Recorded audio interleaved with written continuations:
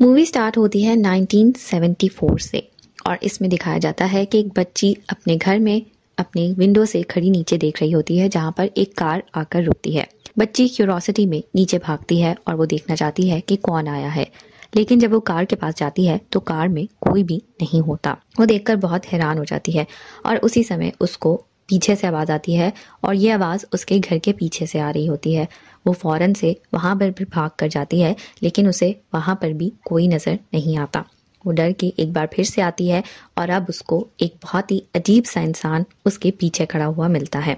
हमें इस इंसान का फेस तो पूरी तरह से दिखाया नहीं जाता, लेकिन इतना ज़रूर नज़र आता है कि वो इंसान बहुत ही वाइट कलर का होता है, यानी कि उसके फेस को देखकर ऐसा लगता है कि शायद ही उस इंसान में कोई ड्रॉप ब्लड भी हो, यानी कि उसमें बिल्कुल भी खून नज़र नहीं आता और वो बहुत वाइट स्किन होती है उसकी। और यहीं से मूवी अब कुछ साल आगे मूव हो जाती है। मूवी में दिखाया जाता है कि कुछ साल बाद कुछ FBI एजेंट्स एक जगह पर इकट्ठे होते हैं और वो एक बहुत ही डेंजरस क्रिमिनल के बारे में बात कर रहे होते हैं और उसको पकड़ने के बारे में सारी डिटेल्स शेयर की जा रही होती हैं। और यहीं पर उस डेंजरस क्रिमिनल को पकड़ने का काम ली को दिया जाता है, जो इस स्टोरी की मेन कैरेक्टर। ली अपने एक और एजेंट पार्टनर के साथ एक क्राइम सीन पर जाती है जहां पर वो उसी डेंजरस क्रिमिनल को पकड़ने जाते हैं। जैसे ही गाड़ी रुकती है, ली को सामने एक घर नजर आता है और उस घर को देखकर उसको बहुत ही स्ट्रेंज फील होती है। ली अपने पार्टनर को बताती है कि इसी घर में क्रिमिनल छुपा होगा, लेकिन पार्टनर उसकी बात को सीरियस नहीं लेता और वो उसी घर में डोर नॉक करने चला जाता है। जैसे ही डोर नॉक करता है, उसी समय क्रिमिनल डोर खोलता है और उसको फायर कर देता है और वो FBI एजेंट वहीं पर मर जाता है। ली बहुत होशियारी से उस समय छुप जाती है और थोड़ी देर के बाद वो घर में घुसती है। वो अपनी गन लेकर जाती है और उस क्रिमिनल को ढूंढ निकालती है। वो एक जगह पर बैठा होता है। ली उसके ऊपर गन पॉइंट करती है और उसको सरेंडर करने का कहती है। वो क्रिमिनल भी सरेंडर कर देता है और ली उसको अरेस्ट कर लेती है। इसके बाद मूवी में दिखाया जाता है कि ली का एक फिजिकल टेस्ट हो रहा है और इस टेस्ट में दिखाया जाता है कि ली के पास बहुत सारी मेंटल पावर्स हैं। यानी ली अगर किसी को ढूंढना चाहे तो वो अपनी मेंटल पावर से ढूंढ सकती है। उसे पता लग जाता है कि कहाँ पर क्या चीज़ है। इसके बाद नेक्स्ट सीन में दिखाया जाता है कि ली अपने सीनियर एजेंट कार्टर और एक और एजेंट के साथ गाड़ी में बैठी हुई होती है और वो गाड़ी एक घर के सामने से गुजरती है। कार्टर उसको बताता है कि ये उसी फैमिली का घर है जहाँ पर कत्ल हुआ था, यानी कि इस फैमिली में एक बहुत बड़ा सीन हुआ था। इस फैमिली के हेड ऑफ द फैमिली यानी कि जो फादर था, उसने पहले अपनी वाइफ को मारा, उसके बाद अपनी बेटी को मारा और फिर खुद को भी कत्ल कर लिया। और ऐसा किसी एक फैमिली में नहीं हुआ, बल्कि लास्ट कुछ सालों से ये बहुत सारी फैमिलीज के साथ हो चुका है, जिसमें पैटर्न हमेशा सेम ही रहता है। यानी कि जो हेड ऑफ द फैमिली है वो पहले अपनी वाइफ को मारता है, उसके बाद अपनी बेटी को मारता है और फिर खुद की भी जान ले लेता है। और ऐसा क्यों होता है ये किसी को नहीं पता, लेकिन अब तक जितनी भी फैमिलीज के साथ ये केस हुआ है उन सब फैमिलीज में एक चीज़ बहुत कॉमन है और वो कॉमन चीज़ है कि वहाँ पर एक लेटर मिलता है और उस लेटर में कुछ अजीब से कोड्स लिखे होते हैं और नीचे नाम लिखा होता है लॉन्ग लेग्स। कोई भी नहीं जानता लॉन्ग लेग्स कौन है और वो इस फैमिली को कैसे मारता है, और लॉन्ग लेग्स को अब तक कोई भी FBI नहीं पकड़ पाई है। और अब ये केस ली को दिया जाने वाला होता है, क्योंकि अब तक ना ही किसी ने लॉन्ग लेग्स को देखा होता है, ना ही कोई उससे मिला होता है और ना ही कोई उसके बारे में जानता है। ली को ये केस दे दिया जाता है। ली अब इस पर अपनी इन्वेस्टिगेशन स्टार्ट कर देती है और सबसे पहली कॉमन चीज़ जो उसको इन सब केसेस में मिलती है वो ये होती है कि हर इस फैमिली में एक 9 साल की बच्ची होती है जिसकी बर्थडे 14th को ही होती है। यानी कि लॉन्ग लेग्स उस फैमिली को निशाना बनाता है जिसमें एक 9 साल की बच्ची होती है और वो बहुत जल्दी 14 तारीख को उसकी बर्थडे होती है। ली ये सारे एविडेंस ढूंढ रही होती है। इसके साथ साथ ली ये भी ढूंढ निकालती है कि जब भी इन फैमिलीज में ऐसा कोई केस होता है, यानी कि उन फैमिलीज की डेथ होती है, उनको मारा जाता है, तो लॉन्ग लेग्स वहाँ पर खुद नहीं होता है। लॉन्ग लेग्स किसी के थ्रू ये काम करवाता है या वो ऐसा क्या करता है कि उस फैमिली में ये काम हो जाता है। लॉन्ग लेग्स ने आज तक खुद भी किसी का कत्ल नहीं किया है, लेकिन लॉन्ग लेग्स इस सब से किसी ना किसी तरह रिलेटेड जरूर है और कोई ना कोई लॉन्ग लेग्स की मदद भी जरूर कर रहा है। इसके बाद ली के साथ इन्वेस्टिगेशन करते हुए कार्टर काफी ज्यादा ड्रिंक कर लेता है और ली उसको उनके घर छोड़ने चली जाती है। घर पहुंचने पर वो कार्टर की फैमिली से मिलती है, जहां पर उसकी एक वाइफ और एक बेटी होती है। कार्टर की बेटी उसे अपने कमरा दिखाने ले जाती है जो बहुत ही खूबसूरत होता है और कार्टर की बेटी उसे ये भी बताती है कि उसकी बर्थडे आने वाली है और ली ने उसकी बर्थडे पर ज़रूर आना है।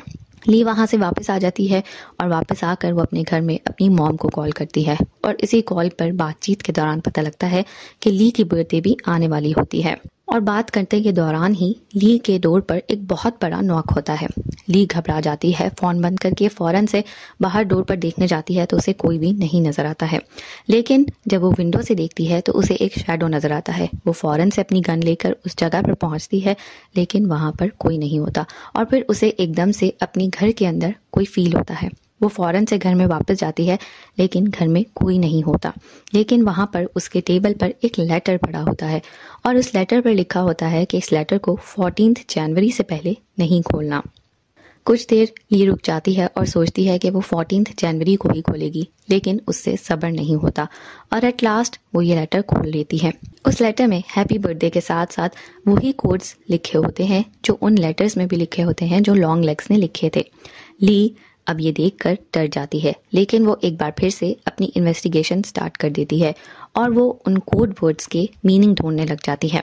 वो देखना चाहती है कि आखिर इन कोड वर्ड्स का मतलब क्या है और ये क्यों लिखे गए हैं और इन सब के पीछे क्या राज है।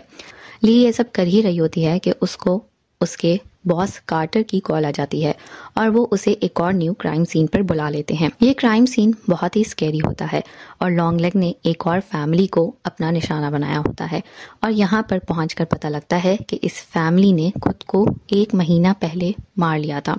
यानी कि इस फैमिली की डेथ को 1 महीना हो चुका है और उनकी लाशें बहुत बुरी तरह सड़ चुकी थी और वहाँ पर उस घर में बहुत ज़्यादा स्मेल फैल चुकी थी और इसके इन्वेस्टिगेशंस पर पता चलता है कि उसी पैटर्न से कत्ल हुआ है। यानी कि 9 साल की एक बच्ची होती है जो 14 को अपनी बर्थडे मनाने वाली होती है और उसको बर्थडे से पहले ही उसको मार दिया जाता है। ये पैटर्न अभी ख़त्म नहीं हुआ था और इसी पैटर्न से सारे कत्ल हो रहे थे। ली अब इस केस में फोकस करना चाहती है इसलिए वो पहले अपनी मॉम को कॉल करती है और उन्हें बताती है कि अब वो कुछ दिन बिजी रहेगी और वो कॉल नहीं कर पाएगी। वो सीधा अपनी बर्थडे वाले दिन ही आकर आपसे मिलेगी। ली की मॉम उसे कहती हैं कि क्या वो रोज़ाना गॉड से प्रे करती है क्योंकि ये प्रेयर्स ही हैं जो हमें सेफ रखती हैं और डेविल से बचाती हैं। ली उनकी बात को इग्नोर करती है और कहती है कि हाँ वो प्रेयर्स करती है और इसके बाद वो कॉल बंद कर देती है। अब ली एक बार फिर से उस केस पर फोकस करती है और उसको सॉल्व करने की कोशिश करती है। ली केस सॉल्व करते करते जब सब डेट्स को मिलाती है तो उसको वहाँ पर एक स्ट्रेंज पैटर्न मिलता है। यानी कि एक अपसाइड डाउन ट्रायंगल बन रहा होता है और वो ट्रायंगल कंप्लीट नहीं होता है। सिर्फ एक और कत्ल होना था और उस ट्रायंगल ने कंप्लीट हो जाना था और वो डेट है 13th। यानी कि 13th को एक और कत्ल होगा और वो अपसाइड ट्रायंगल कंप्लीट हो जाएगा। अपसाइड ट्रायंगल शैतान का एक ट्रायंगल माना जाता है और शैतान को मानने वालों का एक साइन भी कहा जा सकता है। यानी कि लॉन्ग लेग अब एक और फैमिली को कत्ल करने वाला है और ये सब कुछ 13th को होने वाला है। ली ये सारी बातें कार्टर के साथ शेयर करती है और उसके साथ ये भी शेयर करती है कि इन सब लेटर्स में जो लॉन्ग लेग्स में लिखा है उसमें एक बात कॉमन है। लॉन्ग लेग ने बार बार ये लिखा है कि उसको कैमरे वाली लड़की को कत्ल करने में बहुत मजा आया था क्योंकि उस हेड ऑफ द फैमिली ने सिर्फ पूरी फैमिली को नहीं बल्कि एक प्रीस्ट को भी कत्ल कर दिया था जो उनके घर उस समय आए हुए थे। लेकिन उस फैमिली की एक बेटी कैरी बच गई थी क्योंकि वो उस समय स्कूल गई होती है और उसके फादर उसको नहीं मार पाते। अब ली और कार्टर उस घर में जाते हैं जहाँ पर कैरी और उसके फैमिली रहा करती थी। उस घर में उन्हें एक ताबूत मिलता है और उसमें एक डॉल होती है। वो डॉल किसी ने बनाई होती है और वो बिल्कुल रियल लाइफ डॉल कैरी की शक्ल की होती है। उसे चेक करवाया जाता है और पता लगता है कि ये डॉल हैंडमेड है, इसको किसी ने खुद बनाया है। लेकिन उसके सर में एक मेटल बॉल होता है। उस मेटल बॉल को जब निकाला जाता है और ली उसको टच करती है तो उसको कुछ वाइब्रेशन फील होती है और वो अपने फ्लैशबैक में चली जाती है जहां उसे कुछ सांप दिखाई देते हैं जो अजीब से होते हैं और ली को ये भी समझ आ जाती है कि ये डॉल किसी ना किसी तरह किसी ईवल पावर से कनेक्टेड है और लॉन्ग लेग्स ही इस डॉल के साथ कहीं ना कहीं कनेक्टेड है। इसके बाद एक फ्लैशबैक दिखाया जाता है जिसमें लॉन्ग लेग ही उन डॉल्स को बना रहा होता है और यहाँ पर पहली बार लॉन्ग लेग्स का फेस दिखाया जाता है। लॉन्ग लेग एक शॉप पर कुछ खरीदने जाता है और वहाँ पर बैठी एक लड़की से उसकी डेट ऑफ बर्थ पूछता है और फिर वहाँ से बहुत गुस्से में बाहर निकल जाता है। लॉन्ग लेग्स उस शॉप में भी कुछ अजीब हरकतें करते दिखाई देता है और गाड़ी में बैठकर देखा जाता है कि वो बहुत ज़ोर ज़ोर से चीख रहा होता है, यानी कि वो बहुत गुस्सा होता है क्योंकि उस लड़की की बर्थडे 14 को नहीं होती है। उस फैमिली की बचने वाली बेटी कैरी इस समय मेंटल असाइलम में होती है और ली उससे वहां मिलने जाती है। लेकिन जब वो वहां मिलने जाती है तो डॉक्टर्स बताते हैं कि इसकी 20 साल से कंडीशन बहुत खराब थी, ना इसने कभी किसी से बात की थी, ना ही कोई रिस्पॉन्स दिया था। लेकिन कल पहली बार इससे कोई मिलने आया 20 साल के बाद और ये एकदम से ठीक हो गई। इसने जवाब भी दिए, इसने बातें भी की और ऐसा लग रहा था कि जैसे इसको कुछ हुआ ही नहीं। ली फौरन से वहां से मौजूद अटेंडेंट से पूछती है कि कौन मिलने आया और जब रजिस्टर में देखा जाता है तो वहां पर ली का ही नाम लिखा होता है और वो दोनों बहुत शॉक हो जाते हैं कि ली वहां पर कैसे आई। अब उन्हें पता लगता है कि ली नहीं बल्कि वहां पर लॉन्ग लेग्स आया होगा जिसने छुपने के लिए ली का नाम लिखा होगा। ली अब जाकर कैरी से मिलती है और उससे कुछ क्वेश्चन पूछती है। वहां पर एक फ्लैशबैक भी दिखाया जाता है और इस फ्लैशबैक में दिखाया जाता है कि किस तरह से कैरी के फादर ने अपनी वाइफ को मारा और फिर कैरी की बहन को, और ये सब कुछ एक डॉल के पर्सपेक्टिव से दिखाया जा रहा होता है। ली जब उससे मिलती है तो उससे पूछती है कि तुमसे मिलने कौन आया था। वो इसका कोई जवाब नहीं के देती, लेकिन वो ये ज़रूर बताती है कि अगर वो मुझे कुछ भी करने को कहेगा मैं उसकी सारी बातें मानूंगी। अगर वो मुझे छत से छलांग मारने को कहेगा तो मैं वो भी मार दूंगी। और वो किसी मिस्टर डाउनस्टेयर्स को भी मेंशन करती है। उससे उसके बारे में पूछा जाता है तो वो उस बारे में जवाब नहीं देती। ली उससे डॉल के बारे में पूछती है और वो कहती है कि वो डॉल के बारे में सब कुछ भूल गई जिस तरह से तुम भूल चुकी हो। अब ली कार्टर को ये सारी बातें बताती है तो कार्टर उसे उसके घर जाने को कहता है और उसकी माँ से मिलने को कहता है, क्योंकि कार्टर को भी एक बहुत ही स्ट्रेंज बात पता लगी होती है। कार्टर को पता लगता है कि कुछ साल पहले ली की माँ ने एक FIR फाइल की थी और उन्होंने एक वाइट टॉल मैन के खिलाफ ये FIR की थी। उन्होंने बताया था कि उनकी बेटी की 9th बर्थडे से पहले एक वाइट टॉल मैन उनके घर आया था और वो उनको डरा धमका रहा था। अब कार्टर जानना चाहता है कि वो कौन था, इसलिए वो ली को उसकी माँ से मिलने भेज देता है। ली अपनी जब माँ से मिलने जाती है तो वो देखती है कि उसकी माँ कुछ अजीब सा बिहेव कर रही हैं। ली की माँ ली से पूछती है कि क्या वो अब भी प्रे करती है, जिसके बारे में ली कहती है कि वो प्रे नहीं करती क्योंकि प्रेयर्स का आंसर नहीं मिलता, जिस पर उसकी माँ बहुत खुश होती है और वो कहती है कि ली बिल्कुल ठीक कह रही है, प्रेयर्स करना फजूल है। जिस पर ली एकदम से शॉक हो जाती है क्योंकि आज तक उसकी माँ ने हमेशा उसे प्रेयर करने को कहा था और अब उसकी माँ इस तरह की बातें कर रही है जो बहुत अजीब है। ली वहाँ से उठकर किचन में चली जाती है और उसे बेसमेंट से एक कीड़ा निकलता हुआ नजर आता है और उसको देखकर उसके दिमाग में एक बार फिर से सांप नजर आने लग जाते हैं। ली अपनी माँ से जाकर अपनी 9th बर्थडे के बारे में पूछती है और साथ में लॉन्ग लेग्स के बारे में भी पूछती है। उसकी माँ डर जाती है लेकिन कुछ नहीं कहती और उसे बताती है कि उसकी बर्थडे के सारा सामान उसके कमरे में पड़ा है। ली अपने कमरे में जाती है और उस बॉक्स में उसे एक कैमरा और पिक्चर्स मिलती हैं जो उस दिन ली ने ली हुई थी। और ली जब उन पिक्चर्स को देखती है तो वो लॉन्ग लेग की ही पिक्चर होती है और ली ही वो बच्ची होती है जो मूवी के स्टार्ट में दिखाई दी होती है और वो ही लॉन्ग लेग्स उससे मिलने आता है और ली उसकी पिक्चर खींच लेती है। वो अपनी माँ से जाकर इस सब के बारे में पूछती है लेकिन माँ इग्नोर करती है और ली को ऐसा लगता है कि उसकी माँ सब कुछ जानती है लेकिन वो कुछ बताना नहीं चाहती। ली को उसकी पिक्चर मिल चुकी थी लॉन्ग लेग्स की और वो अब उसको पहचान चुकी थी। ली अब फौरन से कार्टर के पास जाती है और उसको वो पिक्चर दिखाती है और वो लोग लॉन्ग लेग्स को अरेस्ट कर लेते हैं। लॉन्ग लेग्स को दिखाया जाता है कि वो अरेस्ट है और वो वहाँ बैठा ली के लिए हैप्पी बर्थडे सिंग कर रहा होता है। लॉन्ग लेग्स के पास से बहुत सारी नोटबुक्स और बहुत सारी चीज़ें मिलती हैं जिससे ऐसा लगता है कि वो डेविल को वर्शिप करता है, लेकिन अमेरिका में डेविल्स को वर्शिप करना और डेविल्स को मारना कोई क्राइम नहीं है और उसके पास से अब तक कुछ ऐसा नहीं मिला जिससे ये प्रूफ हो सके कि वो मर्डर्स में इन्वॉल्व है और उसको पकड़ के रखा जा सके। अब ली उससे इन्वेस्टिगेशन करने के लिए उससे मिलने जाती है और ली उससे बात पूछती है। ली को ये भी याद आ जाता है कि आज 13 है और आज ही एक और कत्ल होने वाला है और अगर लॉन्ग लेग्स तो पकड़ा गया लेकिन लॉन्ग लेग का कंपेनियन नहीं पकड़ा गया और वही कंपेनियन लॉन्ग लेग्स की मदद करता है। इसलिए वो लॉन्ग लेग्स से जाकर सारे सवाल पूछती है और उससे डाउनस्टेयर्स के बारे में भी पूछती है। लॉन्ग लेग्स उसको आगे से कहता है कि ये सारे सवाल उसे अपनी माँ से पूछने चाहिए क्योंकि उसकी माँ इन सारे सवालों के जवाब अच्छे तरीके से दे जाती है। और उसके बाद लॉन्ग लेग्स कुछ ऐसे क्लूज भी बताता है जो हमें मूवी में अब पता नहीं लगते, लेकिन वो क्लूज इतने शॉकिंग होते हैं और ली की मॉम से इस तरह से कनेक्टेड होते हैं कि वो भी डर जाती है। ली उससे पूछती है कि ये सब का उसकी मॉम के साथ क्या कनेक्शन है और वो उसे कहता है कि ये सब कुछ उसे अपनी मॉम से जाकर पूछना चाहिए। इसके बाद लॉन्ग लेग्स अपना सर जोर से टेबल पे मारता है और उसका जबड़ा और नाक टूट जाता है। ली ये देखकर घबरा जाती है और वहीं पर लॉन्ग लेग्स की मौत हो जाती है। और साथ में ये भी रिपोर्ट आती है कि कैरी जो मेंटल असाइलम में थी उसने भी छत से कूदकर अपनी जान दे दी है। ली लॉन्ग लेग से ये सब सुनने के बाद अपनी माँ से मिलने जाती है और ये सारे सवाल पूछने जाती है, लेकिन जैसे ही वो घर के अंदर जाती है उसे अपनी माँ कहीं भी नजर नहीं आती। उसकी माँ उसके साथ बैठी हुई एजेंट जो कार में होती है उसके पीछे खड़ी होती है और उनके हाथ में एक बहुत बड़ी गन होती है।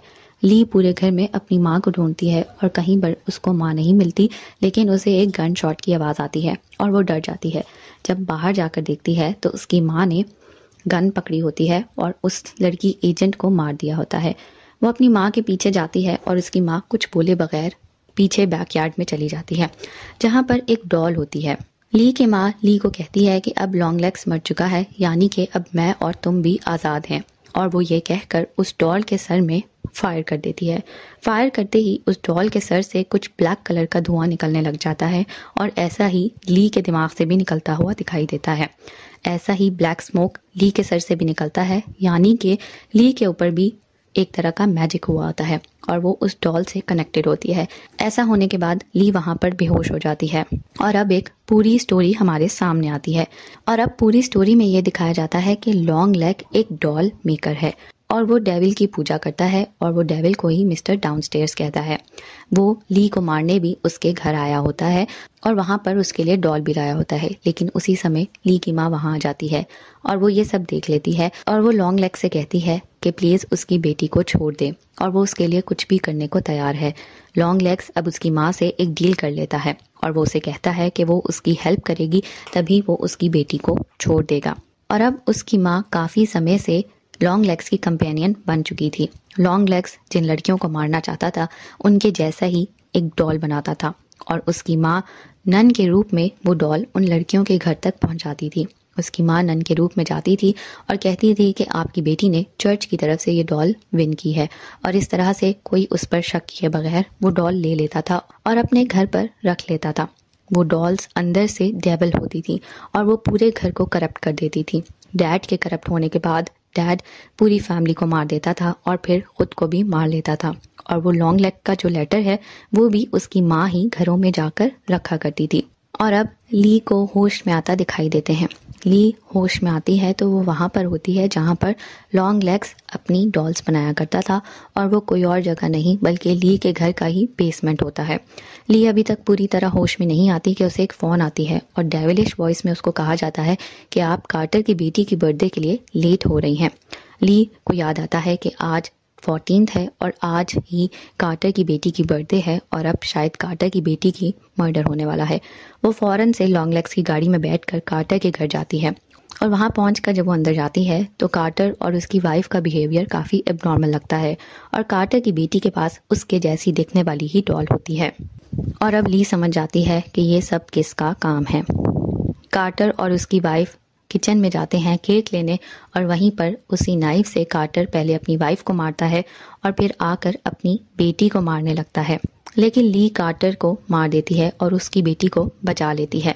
और साथ में उसकी माँ को दिखाया जाता है जो नन के रूप में वहाँ बैठी होती हैं और उन पर भी अब तक असर पूरा होता है। वो अब छुरी उठाकर कार्टर की बेटी को मारने वाली होती हैं कि ली बहुत हिम्मत करके अपनी माँ को भी शूट कर देती है। ली उस डॉल को भी मारने वाली होती है लेकिन वो मार नहीं पाती किसी कारण, और वो अब उस लड़की को कहती है कि हमें यहाँ से चलना होगा। आगे दिखाया जाता है कि वो लड़की तो वहाँ से जा रही होती है लेकिन ली वहाँ से नहीं जा रही होती और उसे ऐसा लगता है कि उसे किसी ने रोक लिया है और अब वो डॉल को ही देखती रह जाती है। और साथ में एक और सीन दिखाया जाता है जिसमें लॉन्ग लेग्स को हंसता हुआ दिखाया जाता है जो डेविल की हंसी हंस रहा होता है, यानी कि लॉन्ग लेग्स मरा नहीं था, वो अभी भी जिंदा था और वो बुरी तरह हंस रहा था।